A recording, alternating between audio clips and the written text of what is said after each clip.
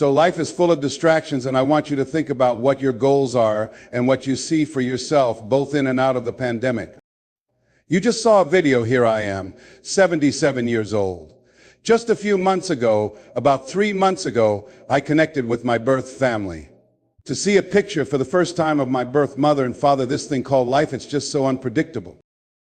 In the middle of all the stuff we have to do, the personal things you're handling, your business responsibilities, the people on your team, and all the unexpected distractions we just don't see coming, this is a very challenging time. What we have to do, what we have to know is, first of all, we need a program for ourselves to handle what's going on. I want you to write this down. When things go wrong, don't go with them, because things are going to go wrong. That's going to happen. So having a strategy, a game plan, a ritual to train your mind to observe things and not buy into what you see, that's major. Now, more than ever, this is no time to lose it. When we look at all the conflict, the confusion, the violence, the spike in suicides, and politicians lying out of their necks every day saying, "Don't believe your lying eyes," it's like, come on. This is a different kind of place. And so this is a time when you have to begin to focus on you. There was this lady who worked in hospice. She was interviewing patients who only had a few weeks, maybe 2 or 3 months to live. She asked them, "What do you regret about your life?" The majority of them said, "I wasn't true to myself. I wish I had done the things that were true to me." It's been said that most people die unlived lives. They die a life that's not their own. So I started examining, where am I now? What am I to do with what I'm going through? Just with one of my children who is bipolar schizophrenic, how do I handle that? I called out for help, saying, "Hey, I need some help. Do you know anybody who can help me?" Because here I am motivating people around the world, and my son, it's like I'm a stranger to him. He can't hear my voice. That's very challenging, and it's very humbling. Part of what I want to share with you is this: develop a ritual for yourself. I'm the fix-it person, but I had to begin to anchor myself in these words. Lord, grant me the serenity to accept the things I cannot change, the courage to change the things I can, and the wisdom to know the difference. If that wasn't enough, I went to the Cancer Centers of America last week. They said, "Mr. Brown, we know we gave you the Perseverance Award for being a 29-year prostate cancer conqueror, but we see something here." I had decided to check myself out to see how things were going. They said, "Your white blood cells are low. We've not seen this before." And I remembered reading a book called Who's the Matter with Me? I realized that the shift in my health, which I'm now proactively dealing with, is a result of the stress I was allowing. Stress from dealing with my son, my business, my children, and all the other things I thought I had to deal with. No, not had to, I get to deal with them. Write this down, Operation Clean Slate. Come on, somebody, I'm coming for you right now. I started realizing that a lot of the stuff I had on my plate wasn't mine. So I decided on Operation Clean Slate. I started taking things off my plate. My children, my brothers, my sisters, friends. My mother, who adopted me, had a sign on her mirror that read, "Oh Lord, help me keep my nose out of other people's business." Now I understand, write this down, we live our lives forward, but we understand them looking backward. Now I understand what Mama meant, because I was putting my nose in a lot of business that wasn't mine. Operation Clean Slate. Sometimes you have to stop, take stock, and ask yourself, what am I doing? Where am I going? What's going on with me? Who am I really? Who have I been being? For me, I've been being Superman or Mighty Mouse. Here I come to save the day. But I said, no, I resign. I can't even call Superman to help me out. Do you know why? They eliminated the telephone booths. He can't even change clothes anymore. I told them not to remove those telephone booths. Now he risks being arrested for indecent exposure. So here we are. We have to deal with this stuff. Number one, you've got to be true to yourself. You've got to have a ritual to take care of yourself. And sometimes we need to be reminded of what we already know. I'm getting still. I'm reading the Bible, the Torah, the Kabbalah, the Holy Quran. I'm reading everything. They told me, "Mr. Brown, your PSA Pacific antigen was 2,400. I said, whoa, but guess what? I got it down to below 0. Then it went back up to 4, so I'm working on it again. What I know is this: I'm minimizing the stress in my life, stress I brought into my life. I take responsibility for where I am. This situation is an opportunity to prove my discipline and commitment to make choices that allow me to be here. At 77, I'm committed to making the rest of my life the best of my life. I know that many of you in this mastermind have decided the same thing, because we can't do it by ourselves. Building mental resolve, I get up early in the morning and listen to things that fortify me, that strengthen me mentally, emotionally, and spiritually. Here's something else as you dig in. Start rethinking your life and looking at yourself. Why? Because this is a new space. That requires a new skill set. Einstein said, the thinking that has brought me this far has created some problems that this thinking can't solve. And so Les Brown had to say to himself, hey, look here, if you do the same thing that got you here, that won't serve you in this new space where we are. Self-awareness is very important. Am I being me?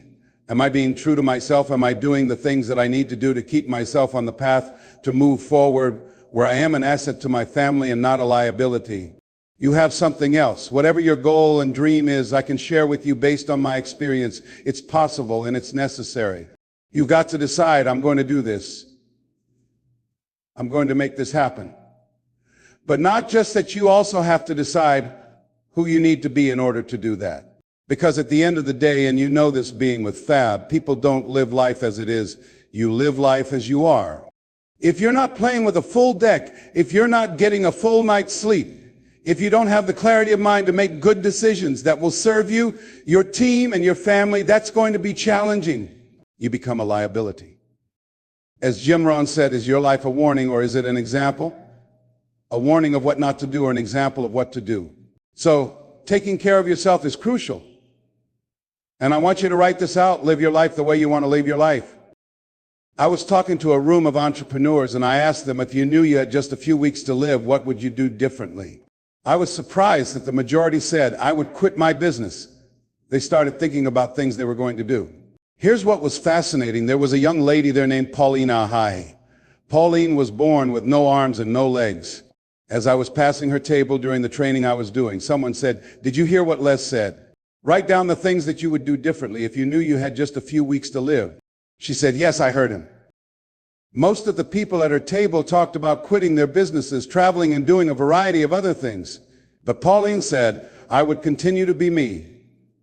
When they heard her say that, these people who had written down all the things they would step away from began to rethink themselves.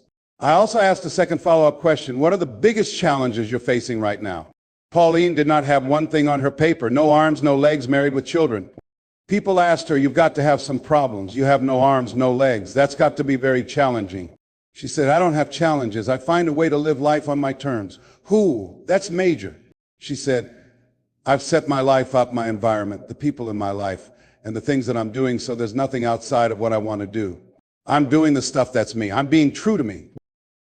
There's a lesson in that. See, if I knew I had a few weeks to live, I'd do more Zooms and give motivational speeches. I told my kids, if they tell you I'm dead, don't let them embalm me for 3 days.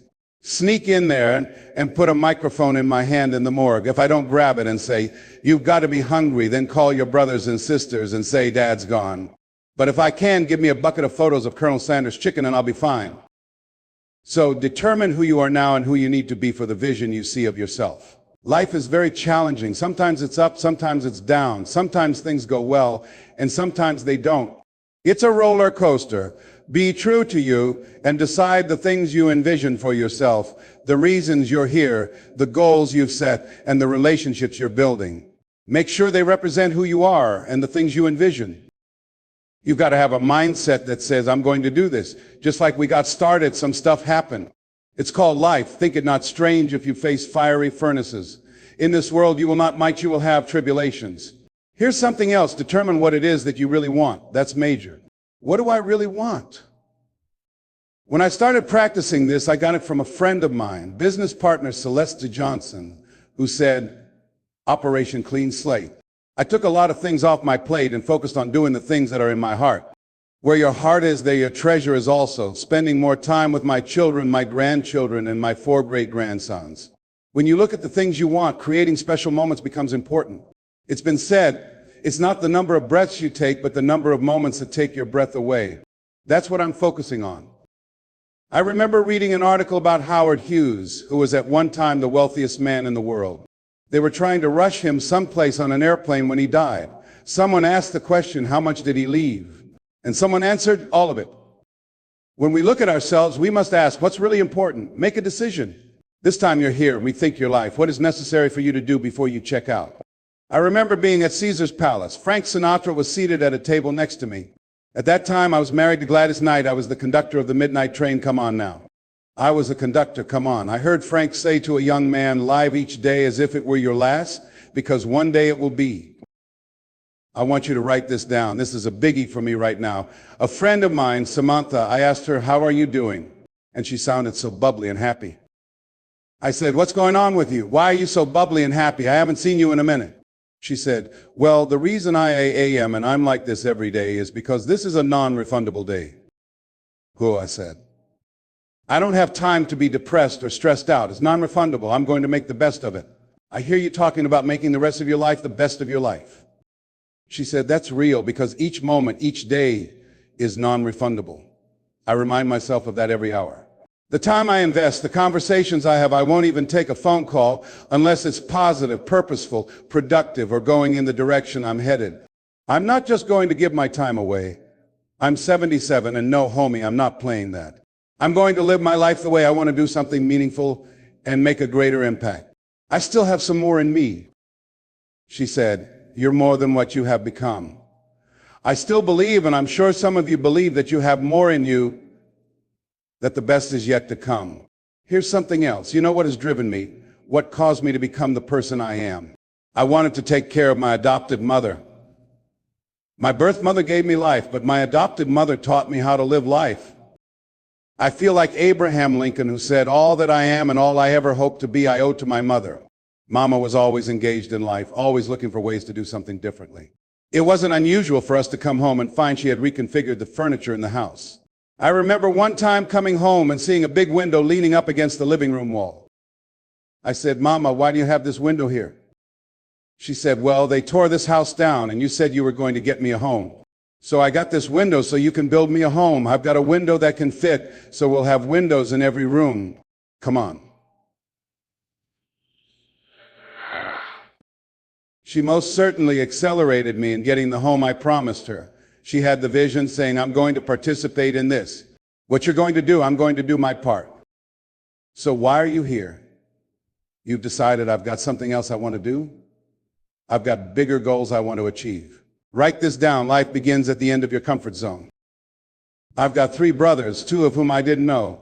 They look at me and say, how is it possible that you're just like our birth mother and grandmother, even though you never knew them? How's it possible? The reason is, 1, they didn't have goals beyond their comfort zones, and they were fine with that. And that's okay. The other thing is that people say, well, it's in your genes. No. I remember spending an entire day with Maya Angelou. She told me, it aggravates me when people say, I'm a natural communicator. Show me a natural heart surgeon. No, I'm trained.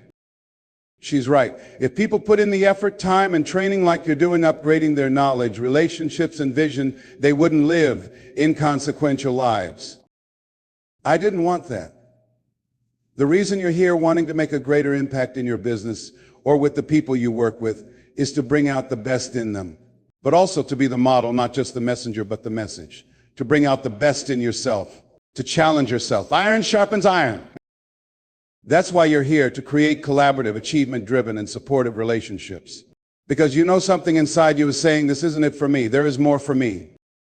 People get distracted by what's going on in Ukraine with the virus or other challenges. But as for me, I know this is my life right now. There's no duplicate, and I want to maximize it. Give yourselves a round of applause for reaching for your greatness. Do that right now. James, I believe in giving credit to people for what they say and write. Tomorrow or maybe Thursday in our session, I'll share more names. Here's another one. Don't let other people's failure create fear in you about going after something. I'll never forget when I decided I was going to become a motivational speaker. People said, do you know how many members there are in the National Speakers Association? I said, yeah, around 3,000. Do you think you're the first one who decided to become known nationally and internationally? You're not that naive, are you? Over 3,000 members. You have nothing going for you. You'll be the only fly in that glass of milk. There's no way you can compete with them with their PhDs, MBAs, and corporate experience. Who are you, Les Brown, from Overtown in Liberty City, Miami? Who are you? Nobody. You don't have their money, contacts, or relationships. I wouldn't waste my time if I were you. Well, thank God they weren't me, because guess what? I went for it. See, sometimes people allow other people's opinions, experiences, and fears to govern what they attempt or don't attempt to do. Just because somebody else failed doesn't mean you will. And even if you fail, change your approach, but don't change your decision. Did you hear what I said? That'll preach right there. Change your approach. Don't change your decision. Alexander Graham Bell was asked, how did you continue after failing 10,000 times? He said, I didn't fail 10,000 times. I found 10,000 ways that didn't work. He changed his approach, but he didn't change his decision. I'm on fire today? Yes, Tyrone, I'm on fire. What do you think about that? I think you're doing real good, Mr. Brown. Okay, for those of you who don't know, Tyrone is a squirrel. He comes up to the west side of my house, talks to me in the morning, walks with me, and teaches me how to speak squirrelese. Now, here's the other thing. When you've got something to do, I want to talk to you and give you another point of what to do in and out of the coronavirus. Yes, you need to have a strategy. 3 kinds of people are coming out of this: millionaires, billionaires, and witnesses. If you listen to me, you will not be a witness. You're going to become a millionaire or a billionaire. Which one do you want to be? A witness, like the majority of people who are tuning into entertainment. Write this down and put it someplace where you can watch it, look at it, and read it as a reminder. What you tune into, you turn into. I've made several million, and now I'm working on the billion. Because a good man, not just a sperm donor, but a good man holds his ground. No, he didn't go there. I did. As my mother said, if the shoe fits, wear it. If not, it's not your shoe.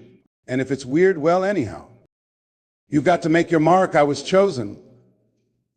I'm sitting here with gifts and greatness in me, and I'm going to make a presence. I want to make a dent. Am I going to solve all the problems? No, I'm not trying to play God, but I can do something. You have greatness in you. You have the ability to do more than you could ever begin to imagine. In order to break out of where you are now, it takes everything in you, everything. You've got to decide, no, I don't want to just do something. I want to do something I love. Not just anything, something you love. I love speaking. I love helping people. This is the calling on my life. I've spent time learning, and when you're not willing to learn, you've got to go get a job and keep it as long as you can until they let you go. Why? Because you'll be replaced by artificial intelligence. The coronavirus is not the only thing eliminating jobs. Companies are closing down because of its effects and because of policies like restrictions on how many people can gather in one place. It's too precarious. It's too unpredictable. It's better to have something else going for you and not need it than to need it and not have it. Don't wait for the hammer to drop. Why? Because you can't think. When you get fired, you can't think right away. When you fall behind on your bills, you can't think straight. If you're 3 months behind, trust me, it takes more than 3 months to catch up. I'm not making this up. I'm telling you what I know. When you don't have money, you don't get 31 days in a month or even 30 days. You get 2 weeks. What do I mean? Let me explain. When you owe money and don't have enough coming in, those 30 days turn into 14 days. The other 2 weeks, they're gone. You'll start saying, didn't I just pay this yesterday? Time seems to move faster when you're under pressure, under the gun. That's why you have to be proactive. I want you to type voice in the comments section if you agree with me, if you understand what I'm saying, if you feel it in your heart. If you don't want to live life cringing, thinking, oh my God, no, I've got knots in my stomach. I don't want to open my email. I don't want to receive a text saying my job has been replaced or my division has been eliminated because of the coronavirus. Now is the time to be inspired, to be motivated, to be your own boss, create your own business. Use your ideas in your thinking. You are more talented than you give yourself credit for being. People say necessity is the mother of invention. No. Refusing to accept things as they are is the mother of creation. Refusing to let someone else control your destiny. Refusing to be part of the journey of the broke. Refusing to be lazy, ignorant of your potential, and lacking the courage to bet on yourself. Recognize this, you are made in the image of God. You have been given authority and dominion over everything on earth. You are more than a conqueror. You can do all you can do, and God will do what you can. Everything I'm saying is common sense, but not common practice. I've been stuck. I know what it feels like. The things I should do, I didn't do. The things I shouldn't do, I did. I know. If I had my life to live over again, I could have done more than I've done so far. For a long period of my life, I was crazy. Crazy with a K. I'm not proud. But I'm telling you, maybe something's wrong with me. Down with this flat top from the 80s. You know, the afro, it's the only hair that defies gravity. Everyone else's hair lays down, but not the afro. No glue, no super glue to hold it up. Just greatness. You've got to find something you love. If you enjoy helping people feel good, working with kids, or helping others bridge the gap between where they are and their greatest potential, do it. Find something that gives your life meaning, joy, and purpose, something you look forward to doing. You know how many people are stressed out right now? Even our children are feeling it. I saw this movie, it's a jaw dropper. It's called The Social Dilemma. You've got to watch it. It'll scare you. That's why it's so important to work on you, to improve you. We're being programmed. Over 5,000 advertising hits on our minds every day. Algorithms in our phones, computers, and platforms are designed to suck us in, control our behavior, and manipulate us. They fight for space in our minds every single day.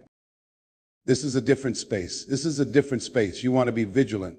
Do not conform to this world. Be transformed by the renewing of your mind. You want to unplug from this thing called life. You don't want to be conformed like everybody else, listening to what everybody else listens to. You monitor your thinking. You monitor it. Be proactive in programming your mind, because trust me on this, if you don't program it, it will be programmed. Live life like you mean it. It will be programmed. One instance, ladies and gentlemen, let me tell you what I'm talking about. I resigned from the Ohio legislature. I had just been reelected for my third term, but I left to go back to Miami to take care of the woman who God took me out of my biological mother's womb, but placed me in the heart of my adopted mother. This has made me proud. Oh, she covered the ground she walked on. That's what the lady from hospice said when my mother took her last breath, and I held her hand. What I learned about my mother is the spirit of independence and believing in yourself. I learned that from her. She wanted to raise children. She never had any children of her own, but she said, I want to share my life with children. A reporter asked her, this was after I got a show called The Les Brown Show with King World. They paid me $5 million to do it. The reporter asked her, how did you know you could raise 7 children by yourself? She said, I just believed the Lord would make a way somehow. Now listen, I didn't know how to do what I do either. You've done a lot of things that you didn't know how you would do them. There's a reason we're told to walk by faith and not by sight. People say, well, if I see it, I'll believe it. No, if you believe it, you'll see it. Live out of your imagination. Live out of your imagination. Don't judge according to appearances. You have the potential to do more. That's why they say greater is he that is in you than he that is in the world. What do they mean by that? You do what you can do to the best of your ability, and God, I know this to be true, will do what you cannot do. Angels will be dispatched to serve you. Doors will open that you did not see. But don't argue for your limitations, because if you do, you get to keep them. I'm telling you what I know. You want to get fired up about your new future. You want to turn off that taillight vision and get moving in the direction of the next greatest version of yourself, because you have greatness in you. You cannot tap into that greatness while operating within your comfort zone. When you're willing to bet on yourself, when you're willing to become a risk taker, here's the concept. If you're not willing to risk, you can't grow. And if you can't grow, you can't become your best. And if you can't become your best, you can't be happy. And if you can't be happy, then what else is there? Hello? You deserve to be happy. You deserve to be happy, not living a stress-filled life. You can't be happy when you're filled with anxiety. A double-minded man is unstable in all his ways. No, you want to be focused on creating the next greatest version of you. Hearing is my Father glorified, that ye bear much fruit. You are here to do the greater work? No, this is not it for you. This is a new beginning for you. You were born to be happy and successful and prosperous and healthy. You were born for that. And you have to have a spirit of optimism. You have to have a kind of energy that says, it's not over until I win. Watch, listen, you want to get motivated. But I'm just so tired. Yeah, whatever. You've done things where you said, oh my God, I can't believe I'm doing this. You did what you could do. You got in position, and God did what you could not do. If you feel me in your heart, if you're ready to do something you love, if you're ready to use your story, the things you've gone through, and the things you've overcome to help people and to make money. 2, if you're ready to get your hustle up. Understand this, nothing works until you work. They told me, oh Les, you'll never be successful as a motivational speaker. There are over 3,000 members of the National Speakers Association. But there aren't 3,000 Les Browns. You think I care about that? You think I give a fat rat's butt about that?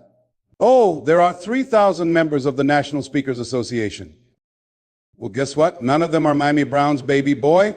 None of them have a flat top like Kid from House Party. And I'm Kid, I'll behave. It's not true because I said it. I said it because it's true. Oh, behave, baby. You make me Randy. I have so much fun. It's great to be me. If you love having fun, listen, get around the right people.